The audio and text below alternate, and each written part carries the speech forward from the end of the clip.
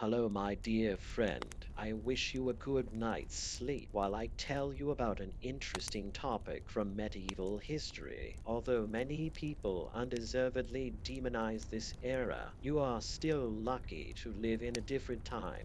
Imagine a world where a simple cough could mean your death. A world where entire cities were wiped out in weeks, where doctors were as likely to kill you as cure you, and where the very air you breathe could be your enemy. Welcome to the Middle Ages, an era where disease was not just a threat, it was a constant companion. Today, we're going to explore the dark and fascinating world of medieval medicine, the terrifying epidemics that ravaged Europe, and the desperate measures people took to survive. In the year 1347, a ship arrived in Sicily carrying more than just cargo. It brought with it a silent killer that would change the course of human history forever. The Black Death had arrived, and within 5 years, it would kill an estimated 25 million people, nearly half of Europe's population. But this was just one of many horrors that medieval people faced. Picture yourself living in a medieval city. The streets are narrow and filthy, filled with animal waste and human excrement.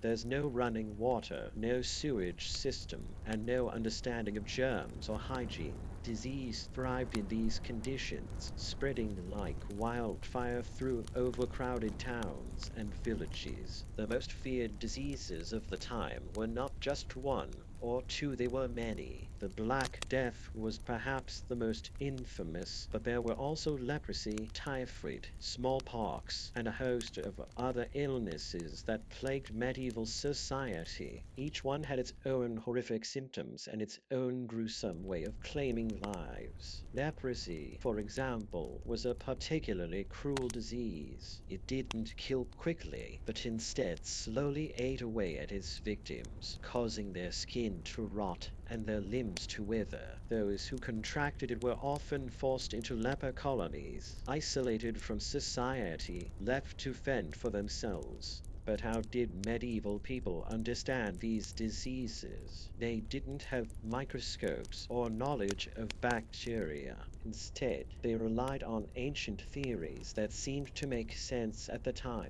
The most prevalent belief was the theory of the four humors: blood, phlegm, black bile, and yellow bile. According to this theory, illness was caused by an imbalance in these fluids, and cures involved restoring balance through methods that today seem barbaric. Bleeding was a common treatment. Doctors would cut open veins and let the bad blood drain out, believing it would cure everything from the plague to the common cold. Another popular method was purging, where patients were forced to vomit or use laxatives to cleanse their bodies. These treatments often did more harm than good, weakening patients and making them more susceptible to disease. Herbal remedies were also widely used. Medieval apothecaries created potions and ointments from plants and herbs, some of which actually had medicinal properties. However, many of these remedies were based on superstition rather than science. For example, it was believed that wearing a necklace of garlic could protect against the plague, or that carrying a posy of flowers could ward off bad air.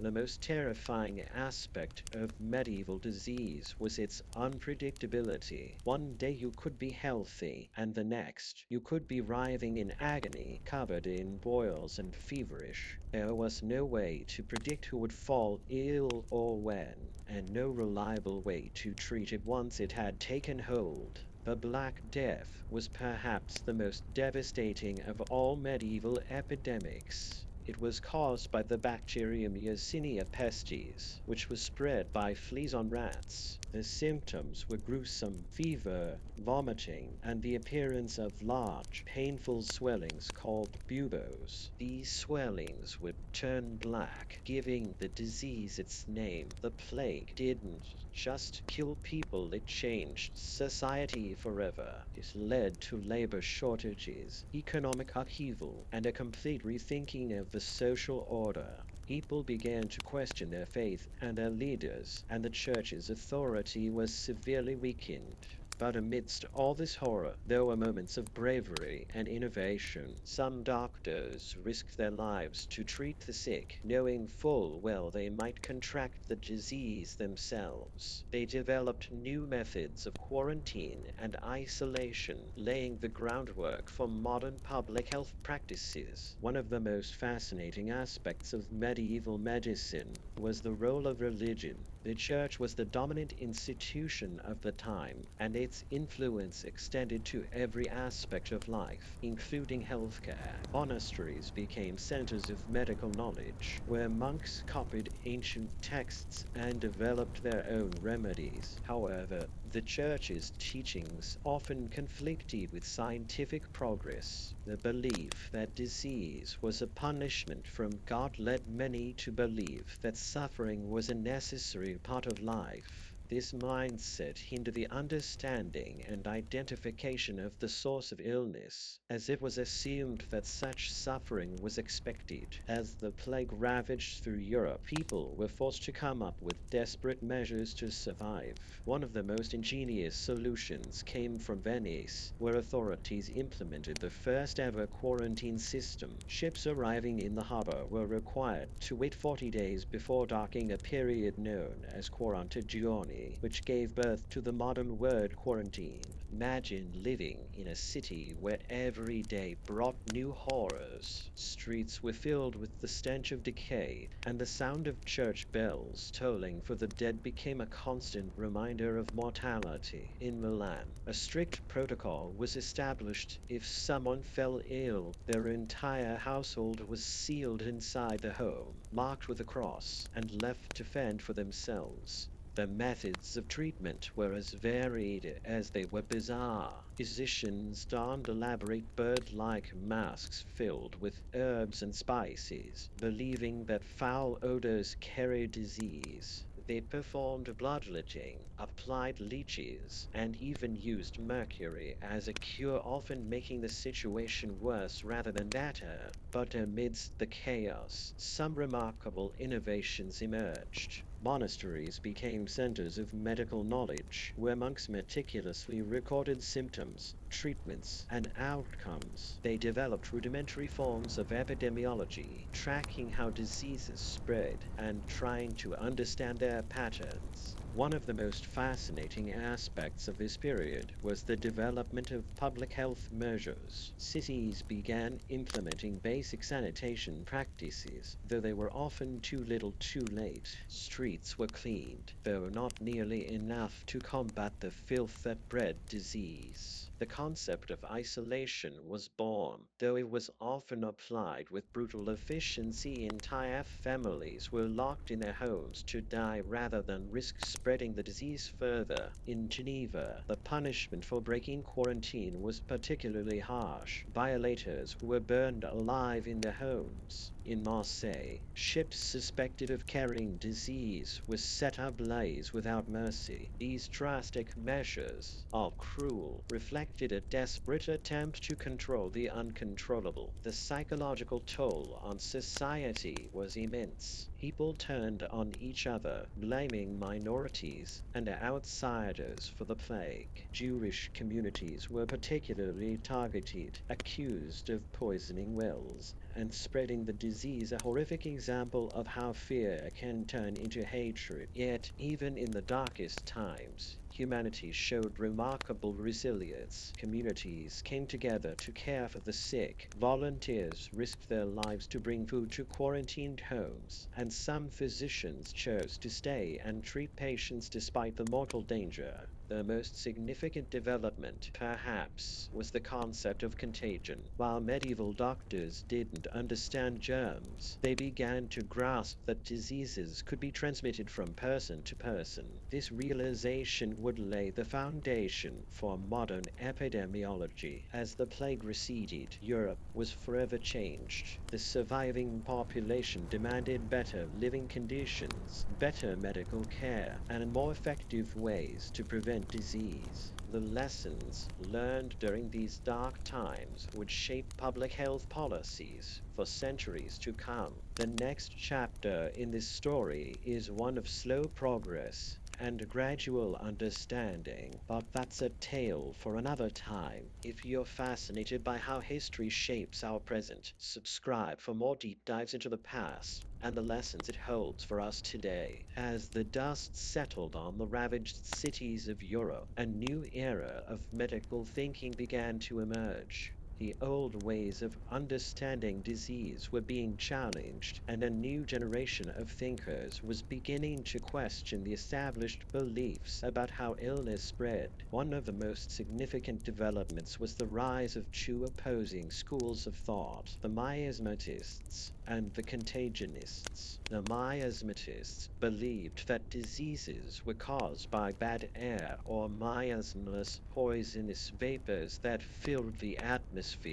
They advocated for burning fires and using strong-smelling herbs to purify the air, a practice that was both widespread and futile. On the other side were the contagionists, who argued that diseases were transmitted through direct contact or contaminated objects. This group, though often persecuted for their ideas, laid the groundwork for modern germ theory. They observed patterns in how diseases spread and began to understand the importance of isolation and cleanliness. Imagine being a physician in this time, trying to make sense of the world through observation and reason, while facing skepticism and sometimes outright hostility from both the church and fellow doctors. These early contagionists were the pioneers of epidemiology, though they didn't have the scientific tools we have today. The concept of quarantine evolved during this period, becoming more sophisticated and widespread. Cities began to establish dedicated quarantine zones, often on islands or outskirts, where suspected cases could be isolated. The first lazarettos quarantine stations were established, named after the biblical figure Lazarus, symbolizing both illness and hope for recovery. Sanitation began to play a crucial role in public health. Though medieval cities were notoriously filthy, there were pockets of innovation. Some cities started implementing basic sewage systems, though progress was slow and often met with resistance. The connection between clean water and health began to be understood, though it would take centuries for these ideas to become widespread. The role of religion in medicine was also changing. While prayers and blessings continued to be an important part of treatment, a more pragmatic approach was emerging. Monasteries, once centers of medical knowledge, began to collaborate with secular authorities to develop more effective public health measures. One of the most fascinating aspects of this period was the development of medical records. Physicians began to document symptoms, treatments, and outcomes in a more systematic way. This practice, though rudimentary by today's standards, laid the foundation for modern medical research. The legacy of this period is complex. It was a time of both progress and setbacks, of innovation and superstition. The lessons learned during these dark times would shape the future of medicine, though it would take centuries for some of these ideas to be fully realized. As we look back on this period, we can see the seeds of modern public health being sown. The concept of isolation, the importance of sanitation, and the understanding of contagion, all these ideas were born in the crucible of medieval Europe's struggle against disease. The next chapter in this story is one of slow but steady progress, where these early ideas will begin to take root and grow into something more substantial. But that's a story for another day. If you're intrigued by how our understanding of disease has evolved over time, subscribe for more deep dives into the history of medicine and public health. There's so much more to explore together. As the centuries passed, the seeds of medical knowledge began to bloom into a more systematic approach to public health. The Renaissance brought with it a renewed interest in science and a willingness to challenge old beliefs, leading to significant advancements in our understanding of disease and its prevention. One of the most groundbreaking developments was the emergence of epidemiology as a distinct field of study. Physicians began to track disease patterns more rigorously, using data to understand how illnesses spread through populations. This was a radical departure from the superstitious explanations that had dominated medical thinking for centuries. The concept of vaccination took its first tentative steps during this period. Though the scientific understanding of immunity was still rudimentary, some practitioners began experimenting with inoculation techniques borrowed from Eastern practices. The idea that exposing a person to a mild form of a disease could prevent more severe infection was revolutionary, though it would take time for this concept to be widely accepted. Public health infrastructure began to improve as well. Cities started implementing more comprehensive sanitation systems. Though progress was slow and uneven, a connection between clean water, proper waste disposal, and disease prevention became increasingly clear, leading to the gradual development of municipal water systems and sewage networks. Medical education underwent a transformation. Universities began to establish dedicated medical schools, moving away from the apprenticeship model that had dominated for centuries. These institutions emphasized observation, record keeping, and the scientific method, laying the foundation for modern medical training. The role of government in public health expanded during this period. Local authorities began to take a more active role in disease prevention, enforcing quarantine measures and overseeing sanitation efforts. This was a significant shift from the largely ad hoc approach of previous centuries. The development of medical instruments also advanced during this time. Basic tools like thermometers and stethoscopes began to appear, allowing physicians to gather more accurate data about their patients' conditions. Though primitive by today's standards, these instruments represented a major step forward in diagnostic capabilities. Perhaps most importantly, the scientific method began to take root in medical practice. Physicians started to rely more on empirical evidence and less on ancient texts and traditions. This shift in thinking would eventually lead to the germ theory of disease, though that breakthrough was still centuries away. The legacy of this period is one of gradual progress and incremental change.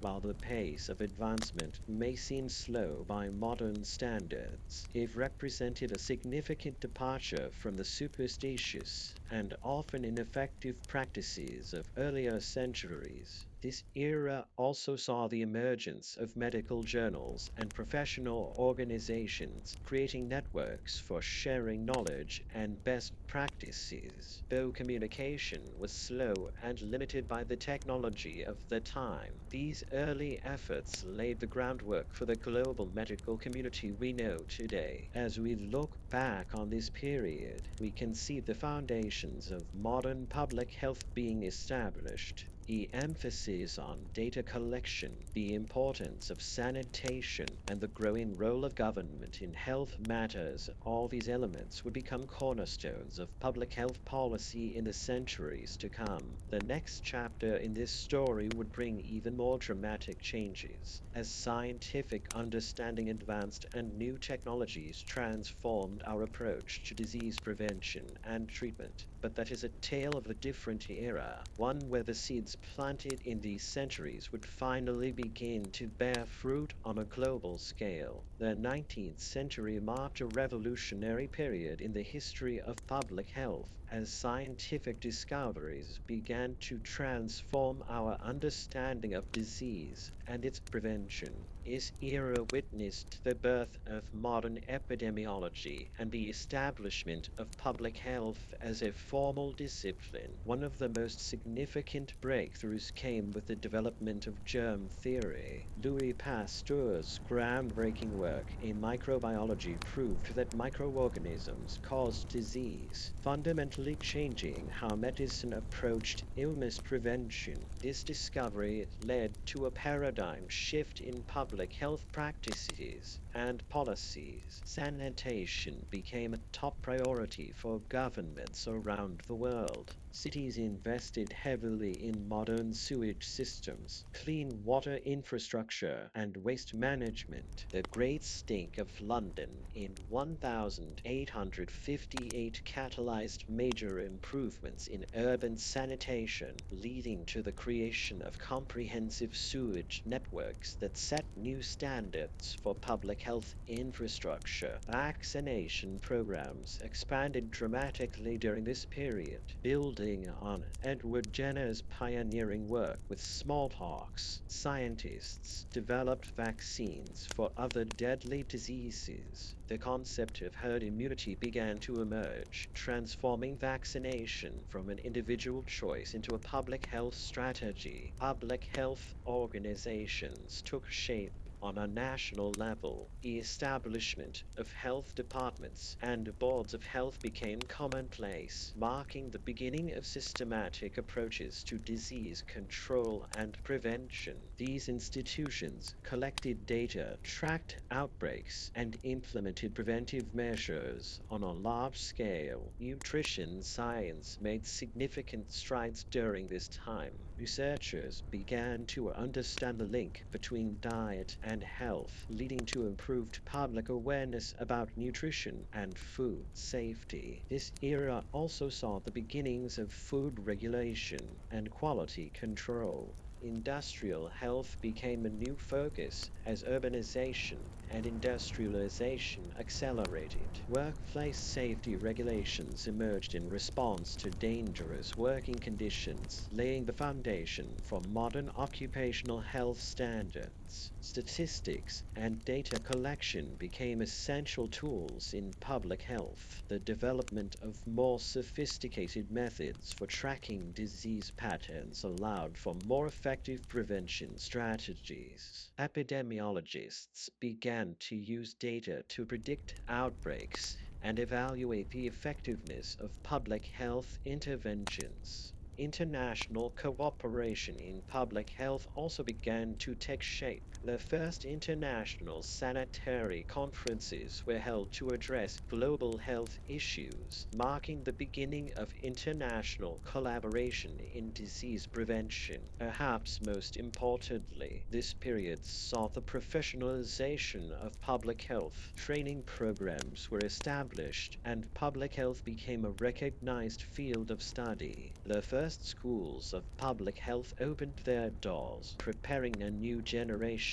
of specialists dedicated to preventing disease and promoting health. The legacy of this era is profound. The foundations laid during this period, germ theory, modern sanitation, systematic data collection, and professional public health organizations continue to shape public health practices today. These advancements transformed public health from a reactive field into a proactive science focused on prevention and population health. As we look back on this transformative century, it's clear that the groundwork was laid for the dramatic improvements in public health that would follow. The combination of scientific discovery, technological advancement, and political will created a powerful foundation upon which future generations would build. The 20th century ushered in an era of unprecedented progress in public health, marked by groundbreaking discoveries, and global cooperation.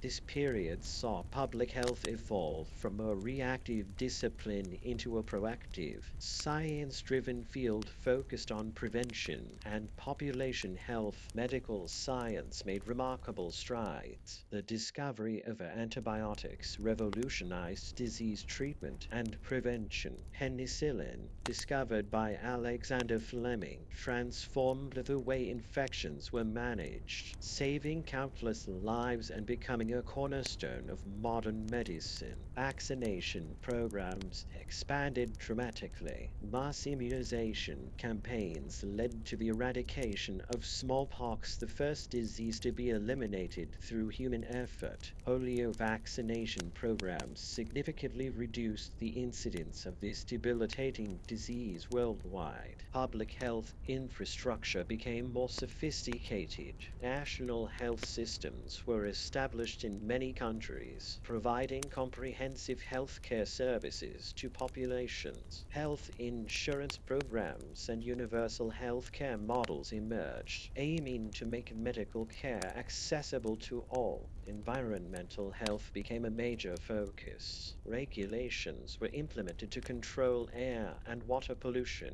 protect natural resources, and ensure safe food production. The concept of sustainable development began to take shape, recognizing the link between environmental health and human well-being. Global health organizations played an increasingly important role. The World Health Organization, WHO, established in 1948, coordinated international efforts to combat disease outbreaks, promote health equity, and set global health standards. Public health education expanded significantly. Universities developed specialized programs in epidemiology, environmental health, health policy, and other critical areas. Public health professionals became experts in disease prevention, health promotion, and policy development. Technology transformed public health practice. Advances in data collection, analysis, and communication enabled real-time monitoring of disease outbreaks and rapid response to health threats. Electronic health records and digital surveillance systems became essential tools. Behavioral science emerged as a vital component of public health. Research into health behaviors, social determinants of health, and health communication led to more effective interventions targeting lifestyle-related diseases. The latter part of the century saw the rise of global health challenges. The HIV/AIDS epidemic prompted international collaboration on disease control and treatment. Emerging infectious diseases like SARS and Ebola tested global preparedness and response systems. Public health faced new challenges related to chronic diseases, aging populations, and health inequalities. Research into non-communicable diseases, mental health, and social determinants of health became priorities. The legacy of this century is one of remarkable achievements and ongoing challenges. Public health systems became more complex and interconnected, addressing both local and global health issues. The emphasis on prevention, evidence-based practice, and multisectoral collaboration laid the foundation for future advancements. As we reflect on this period, it's clear that public health had evolved into a dynamic, multidisciplinary field capable of addressing complex health challenges. The lessons learned and innovations developed during this time would prove invaluable in shaping the future of public health practice. The 21st century has ushered in an era of unprecedented technological advancement and global interconnectedness, fundamentally transforming the landscape of public health. This period has been characterized by rapid innovation, complex challenges, and unprecedented opportunities for collaboration. Digital health technologies have revolutionized public health practice. Electronic health records, telemedicine, and mobile health applications have made healthcare more accessible and efficient. Wearable devices and health monitoring tools empower individuals to take control of their health, while big data analytics enable more precise disease tracking and prevention strategies. Genomic medicine has opened new frontiers in disease prevention. Advances in genetic research have led to personalized approaches to health and disease management, allowing for tailored prevention strategies based on individual genetic profiles. Global health security has become a top priority. The establishment of early warning systems and rapid response networks has improved our ability to detect and respond to emerging health threats. International cooperation has strengthened, with organizations working together to address complex health challenges. Public health emergencies have tested our systems and revealed areas for improvement. The COVID-19 pandemic highlighted both the strengths and weaknesses of global public health infrastructure, prompting reforms in pandemic preparedness, vaccine distribution, and health system resilience. Climate change has emerged as a significant public health concern.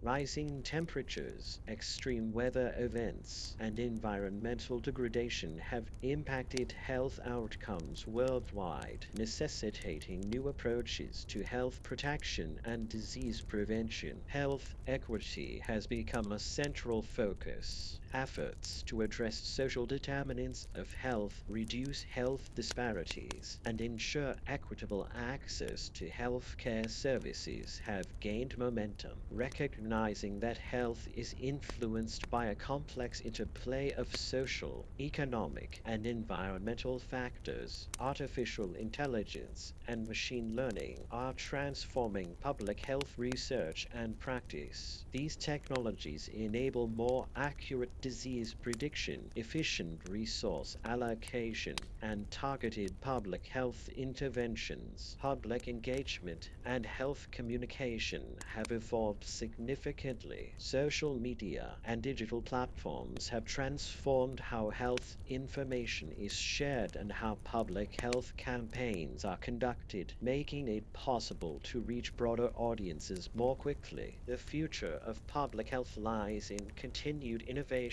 and collaboration as we face emerging challenges such as antimicrobial resistance, chronic disease epidemics, and evolving infectious threats. The need for adaptive, evidence-based approaches has never been greater. Looking ahead, public health must embrace a holistic approach that integrates technological advancements, addresses social determinants of health, and fosters global cooperation. The lessons learned from past challenges and successes will guide us in building more resilient and equitable health systems for future generations. This era represents a critical juncture in public health history, where the convergence of technology, science, and global collaboration offers unprecedented opportunities to improve health outcomes and promote well-being on a global scale. As we look to the future of public health, several emerging trends and challenges promise to shape the field in profound ways. The convergence of technology, globalization, and evolving health threats presents both opportunities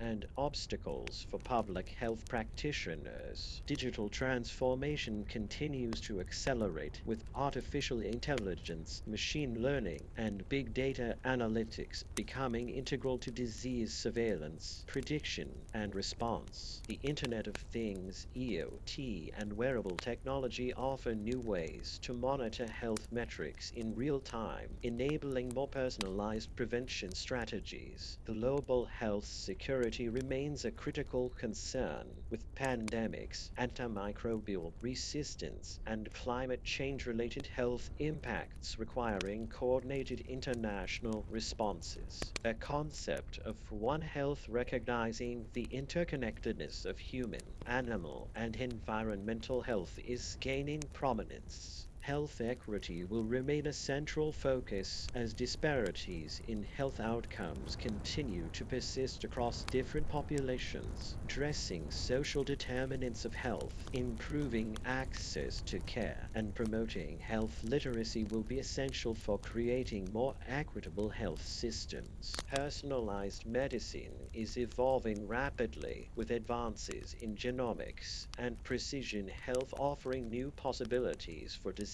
prevention and treatment. This approach requires balancing innovation with ethical considerations around data privacy and equitable access. Public-private partnerships are becoming increasingly important for addressing complex health challenges. Collaboration between governments, private industry, academia, and civil society will be crucial for developing sustainable solutions to global health problems. Climate change adaptation will be essential for protecting public health. Rising temperatures, extreme weather events, and environmental degradation are already impacting health outcomes, requiring innovative approaches to disaster preparedness and resilience building. Mental health is gaining recognition as a critical component of overall well-being. The need for improved mental health services, reduced stigma, and integrated care models is becoming increasingly urgent. Workforce development will be vital for meeting future public health needs. The field requires a skilled workforce capable of navigating complex ethical, technological, and social challenges while maintaining a focus on population health. The future of public health will also be shaped by continued advances in biotechnology and genetic engineering, evolving approaches to health communication and engagement, new models of healthcare delivery and financing, increasing urbanization and its impact on health systems, the need for more sustainable and resilient health infrastructure. As we move forward, public health must remain adaptable, innovative, and inclusive. The lessons learned from past challenges, combined with emerging technologies and global cooperation, provide a foundation for creating healthier, more equitable societies. The ultimate success of public health in the future will depend on our ability to anticipate and respond to emerging threats, foster collaboration across sectors and borders, prioritize health equity and social justice, leverage technological advancements responsibly, engage communities in health decision making.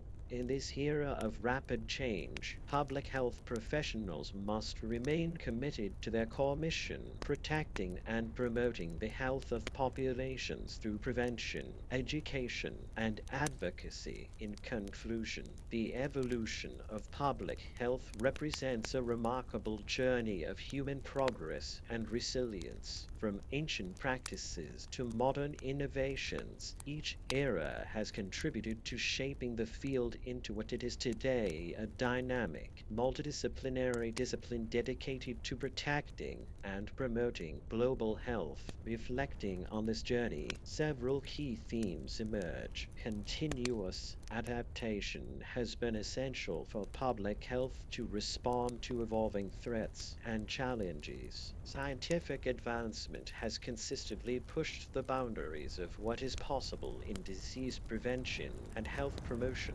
Global collaboration has proven vital for addressing transnational health issues and sharing best practices. Social determinants of health have increasingly come to the forefront, highlighting the need for holistic approaches. The future of public health will require strengthened infrastructure to support data-driven decision-making and rapid response capabilities, enhanced workforce development to build a skilled and adaptable public health workforce, innovative financing models to ensure sustainable public health systems, community engagement strategies to promote health equity and social participation, cross-sector partnerships to address complex health challenges. As we look ahead, several critical priorities emerge: pandemic preparedness and global health security, climate change adaptation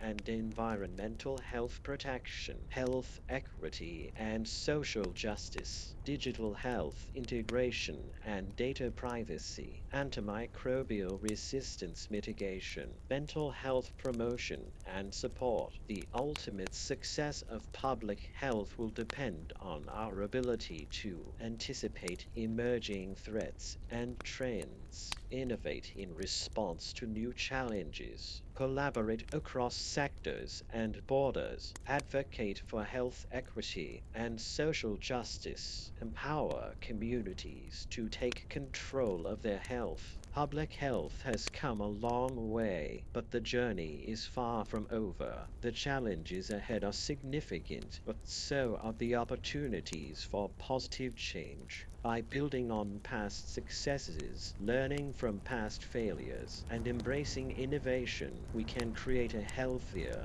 more equitable future for all. The story of public health is not just about preventing disease, it's about creating conditions where people can thrive. It's about ensuring that everyone, regardless of background or circumstance, has the opportunity to live a healthy life. As we move forward, let us remain committed to this vision, recognizing that the health of individuals and communities is inextricably linked to the health of our planet and society as a whole. Return to the past, lessons from medieval epidemics as we reflect on the future of public health. It is instructive to return to the medieval period, a time when disease and plague shaped the course of human history. The Middle Ages were marked by both devastating epidemics and periods of relative health stability, offering valuable lessons for modern public health practice. During much of the medieval era, the absence of large urban centers helped prevent the spread of many airborne diseases common in densely populated areas. However, rural life presented its own health challenges. Nutritional deficiencies led to widespread vitamin deficiencies, causing diseases like scurvy and rickets. Fungal infections from contaminated grain resulted in ergotism epidemics with devastating consequences. Zoonotic diseases spread from livestock to humans due to close proximity between animals and people. Infectious diseases persisted despite the relatively low population density. The medieval period also saw the emergence of unique public health challenges. Limited medical knowledge restricted effective treatment options. Reliance on folk remedies often did more harm than good.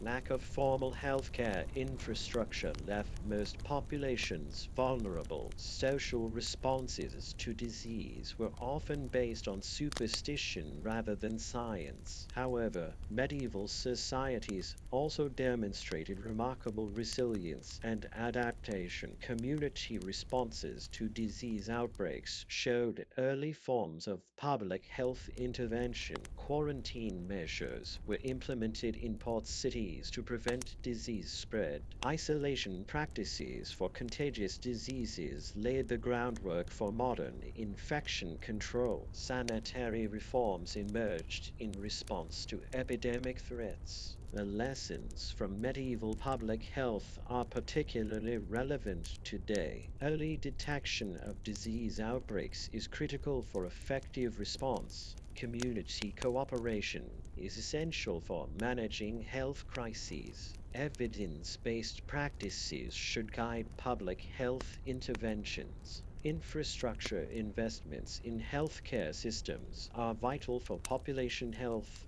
A medieval experience teaches us that public health is not just about responding to crises, it's about building resilient systems that can anticipate and mitigate threats before they become catastrophic. It reminds us that even in the most challenging times, human ingenuity and collective action can overcome seemingly insurmountable health challenges. As we look to the future, let us remember the lessons of the past and build upon the foundations laid by those who came before us. The history of medieval public health shows us that progress is possible even in the darkest of times, and that the health of communities is inextricably linked to the health of individuals and the systems that support them. In this final reflection, we honor the resilience of past generations while committing to create a future where public health is not just a response to crisis, but a proactive investment in the well-being of all. Thank you for being with us today. Subscribe to the channel, like this video, and have a good night's sleep.